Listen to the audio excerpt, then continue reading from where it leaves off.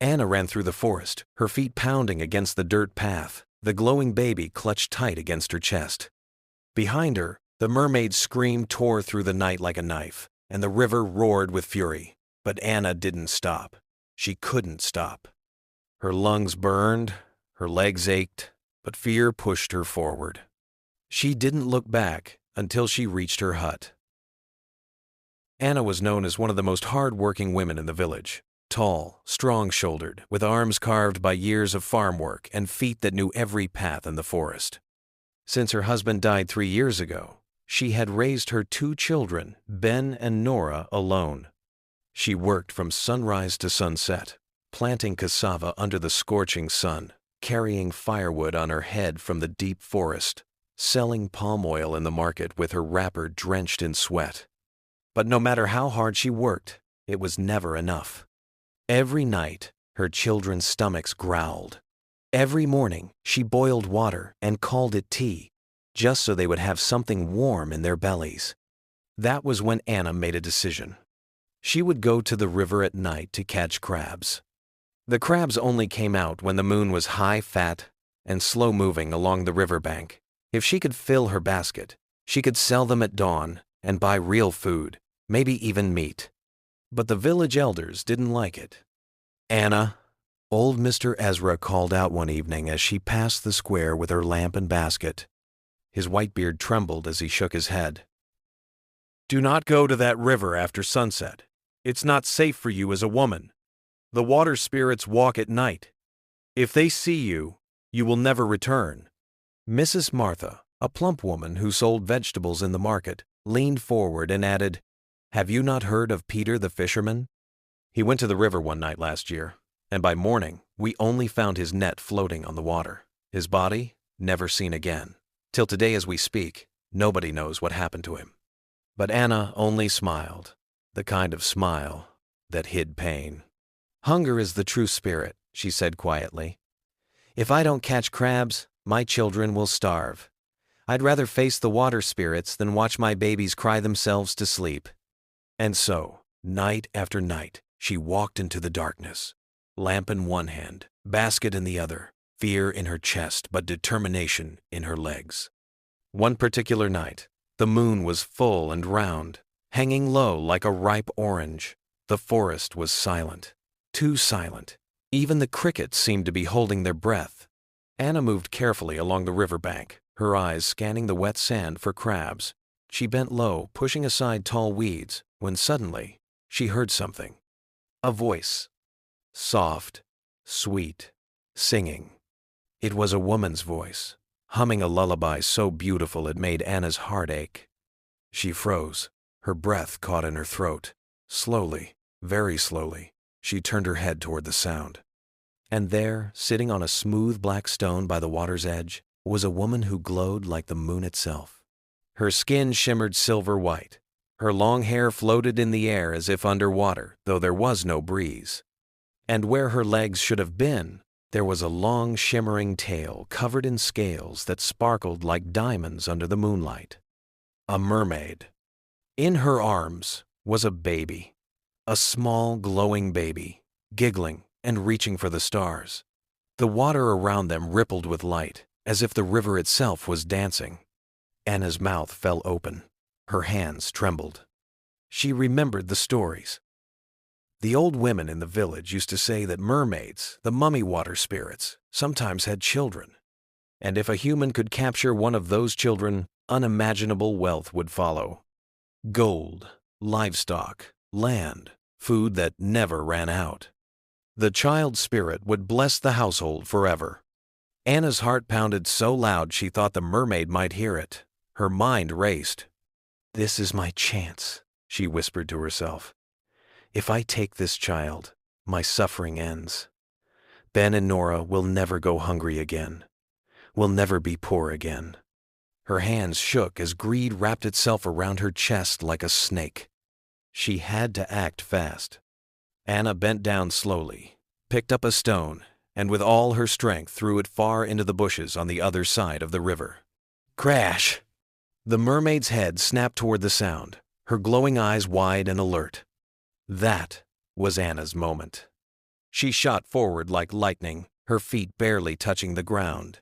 Before the mermaid could turn back, Anna snatched the baby from her arms and ran. The mermaid let out a scream. It wasn't human. It was the sound of 1,000 storms crashing at once. The river exploded upward, waves rising like angry hands trying to grab Anna. The trees shook. The ground trembled beneath her feet. But Anna didn't stop. She ran through the forest, branches tearing at her skin, thorns cutting her legs. The baby's glow lit up the darkness around her like a living lantern. She didn't look back. She couldn't. By the time she reached her small hut, her lungs were on fire. She stumbled inside, slammed the door shut, and placed the glowing baby in a woven basket. She covered it quickly with cloth, but the light still seeped through, filling the hut with an eerie brightness. Anna sat down on the floor, her chest heaving, sweat pouring down her face. The baby didn't cry. It just lay there, glowing softly, staring at her with wide, unblinking eyes. Anna stared back, and a slow smile spread across her face. "My suffering is over," she whispered. "Tomorrow, I'll take this child to the big town. They'll pay me with gold, with cows, with land. I'll never be poor again.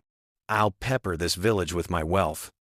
She lay down on her mat, and though the baby's glow never dimmed, she closed her eyes and dreamed of riches. But outside, in the deep darkness, the river began to weep.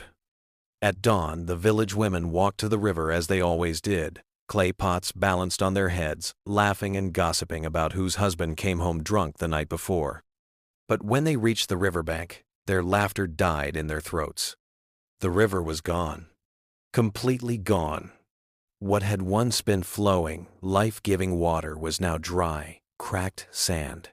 Dead fish lay scattered across the ground, their mouths wide open, eyes staring at nothing. The smell of death hung thick in the air. The women dropped their pots. Some screamed. Others stood frozen in shock.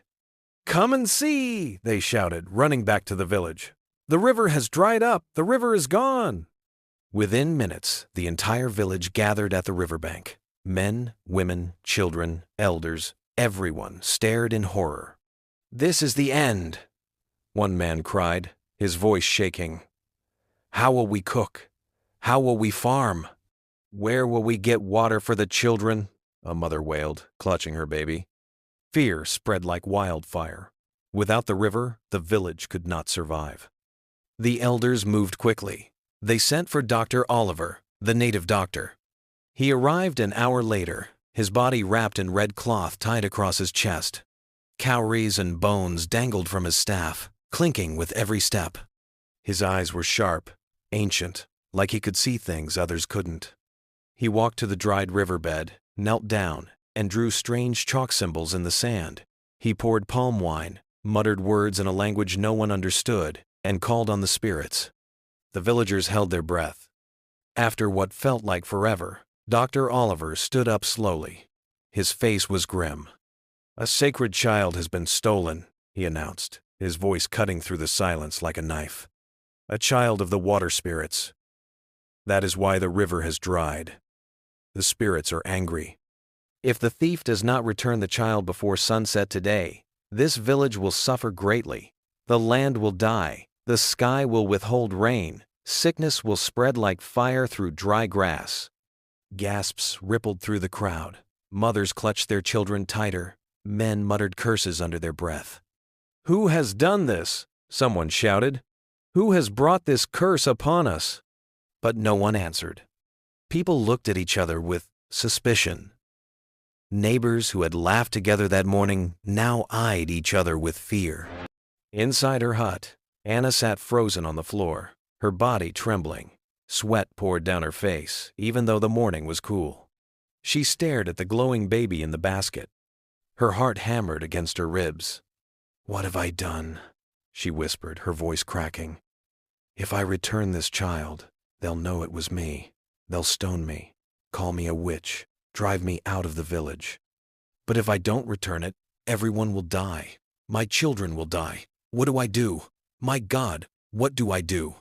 The sun climbed higher. The heat became unbearable. Children cried from thirst. Animals mooed weakly in their pens. Even the trees seemed to sag under the weight of the curse. By midday, the baby began to cry. But it wasn't a normal baby's cry.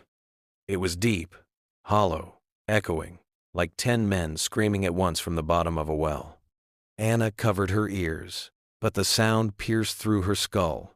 The walls of the hut seemed to vibrate. The air grew thick, pressing down on her chest like a heavy stone. Her daughter Nora ran into the room, her eyes wide with fear. "Mama," she whispered, her voice shaking. "I'm hearing drums inside our room. Can you hear them?" Anna's blood turned cold. She knew then she couldn't keep the child any longer. As the sun began its descent toward the horizon, Anna wrapped the glowing baby in a clean cloth. Her hands trembled so badly she could barely tie the knot. With slow, heavy steps, she walked out of her hut. The village was eerily quiet. People sat outside their homes, faces drawn with fear and exhaustion. Some prayed, others wept silently. No one noticed Anna as she made her way toward the dried riverbed. When she reached the riverbank, she fell to her knees on the hot, cracked sand. Tears streamed down her face. "Please," she cried out loud, her voice breaking. "Please forgive me. I was blinded by greed. I only wanted to feed my children. I didn't mean to bring suffering to my people." "Take back your child. I don't want riches anymore. I just want peace. Please, forgive me."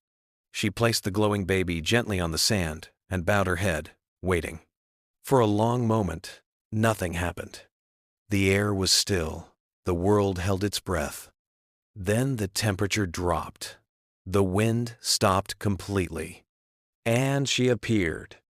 The mermaid rose from the dried sand as if the water was still there. She was more beautiful and more terrifying than before. Her eyes blazed like fire. Her hair moved like living smoke. Power radiated from her in waves that made Anna's skin prickle. She lifted the baby gently into her arms, cradling it close. Then she looked at Anna. Their eyes met, and for what felt like an eternity, they stared at each other. The mermaid's gaze was piercing, as if she could see straight into Anna's soul. Finally, without a single word, the mermaid turned and slipped back into the sand. And then, with a sound like thunder, the river exploded back to life. Water surged from the ground, rushing, bubbling, roaring as it filled the dry bed in seconds. The current was strong and clear, sparkling under the fading sunlight. From the village, people screamed with joy. The water is back. The river has returned. Children ran forward, splashing and laughing. Women fell to their knees, thanking God. Men clapped and shouted praises to the heavens. But Anna remained kneeling at the riverbank, staring at the water, tears still flowing down her face. She had been given a second chance. The next day, life slowly returned to normal. The farms turned green again. The animals drank deeply from the river. Children played in the water, their laughter filling the air once more. But something strange began to happen. Whenever Anna went to the river at night to catch crabs, her basket filled within minutes.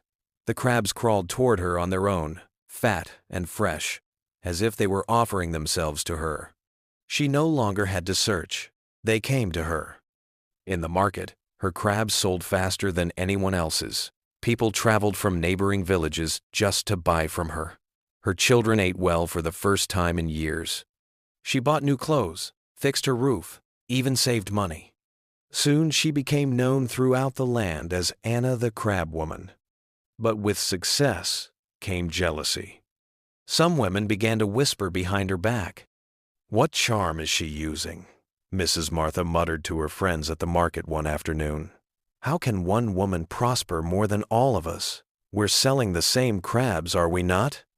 Another woman, Mrs.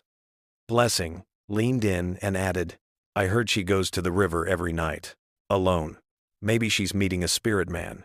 You know how some of these rich women get their money." Mrs. Martha's eyes narrowed. She watched Anna from across the market, counting the coins in her hand, smiling at customers. "There's something she's not telling us," Mrs. Martha said quietly, "and I'm going to find out what it is." For days, Mrs. Martha observed Anna carefully. She noticed that Anna always went to the river at night when the moon was high. She noticed that Anna always returned with a full basket. She noticed that Anna's children looked healthier, happier, well-fed. Jealousy ate at Mrs. Martha like a disease. One night, unable to bear it any longer, she made a decision. She would go to the river and do exactly what Anna did. Whatever secret Anna had discovered, whatever deal she had made with the spirits, Mrs. Martha would do the same. After all, if Anna could become rich, why couldn't she? That night, when the moon rose full and bright, Mrs. Martha crept out of her house. She carried a lamp in one hand and an empty basket in the other, just like Anna always did. The forest was quiet as she made her way to the river. Too quiet. When she reached the riverbank, she looked around carefully. The water flowed smoothly, sparkling under the moonlight. Mrs. Martha knelt by the water's edge and waited. Minutes passed. Nothing happened. Growing impatient, she leaned closer to the water and whispered, "I know you're there. I know Anna made a deal with you. I want the same thing. Make me rich like you made her rich. Give me what you gave her." The water remained still. Mrs. Martha's frustration grew. "I said I want what Anna has. Show yourself. Give me my blessing." Suddenly, the water began to ripple. Mrs. Martha's heart leaped with excitement. Yes, finally! But what rose from the water wasn't the beautiful, glowing mermaid that Anna had seen. It was something else. The water turned dark, almost black. Bubbles rose to the surface, popping with a sound like whispers. The temperature dropped so quickly that Mrs. Martha could see her own breath. And then, from the depths, a hand reached out. Not glowing, not beautiful. Pale, cold, dripping with riverweed. Mrs. Martha screamed and tried to scramble backward, but the hand was too fast. It grabbed her ankle with a grip like iron. "Wait," she cried. "I didn't mean." But her words were cut short as she was yanked forward, her body hitting the water with a loud splash. She thrashed, trying to swim, trying to fight, but more hands appeared, dozens of them, pulling her down, down, down, into the darkness. Her screams echoed across the water for only a moment before the river swallowed them whole. Then, silence. The water smoothed over as if nothing had happened. The moonlight reflected peacefully on its surface. Mrs. Martha was gone. 3 days later, fishermen found her body floating near the riverbank. Her eyes were wide open, staring at nothing. Her mouth was frozen in a silent scream, and her hands were stretched out as if she had been reaching for something. Something that had pulled her down instead. The village was thrown into chaos. People whispered fearfully about what could have happened. She must have slipped and drowned, some said. No, others argued. Look at her face. That's not the face of someone who drowned by accident. That's the face of someone who saw something terrible. Anna heard the news while selling crabs in the market. Her hands froze mid-motion, and the basket nearly slipped from her grip. She knew. Deep in her soul, she knew exactly what had happened. Mrs. Martha had gone to the river looking for wealth, just as Anna once had. But unlike Anna, who had acted out of desperation and later returned what she had taken with genuine remorse, Mrs. Martha had gone with pure greed in her heart. And the spirits knew the difference. That evening, Anna knelt by her bed and prayed for Mrs. Martha's soul. Then she looked at her children, sleeping peacefully, their bellies full and no longer empty. She whispered a quiet thank you to the heavens, to the river, to the spirits, and to the second chance she had been given. From that day forward, the other women stopped whispering about Anna. Fear replaced their jealousy. No one dared to question her success anymore. And Anna? She continued to go to the river each night, treating it with respect, never taking more than she needed, always whispering words of gratitude to the water. Because she understood now, more than ever, that blessings don't come from greed. They come from humility, from admitting when you're wrong, and from choosing others over yourself. The river had taught her that lesson, and Mrs. Martha had paid the price for forgetting it. So what can we learn from this story? First, desperation and greed are not the same thing. Anna acted out of desperation to feed her children, but when she realized her mistake, she made it right. Mrs. Martha acted out of pure jealousy and greed, wanting what someone else had without understanding the sacrifice behind it. Second, not every blessing you see on someone else is meant for you. What looks like overnight success often comes with struggles you never saw. Anna's prosperity came after she chose her village over her own gain. Mrs. Martha only saw the blessing, not the repentance that earned it. And finally, the difference between a blessing and a curse is the state of your heart. The same river that blessed Anna destroyed Mrs. Martha, not because the river changed, but because their intentions were different. When you chase success with the wrong heart, you might just catch something you can't escape from. And so that brings us to the end of the story.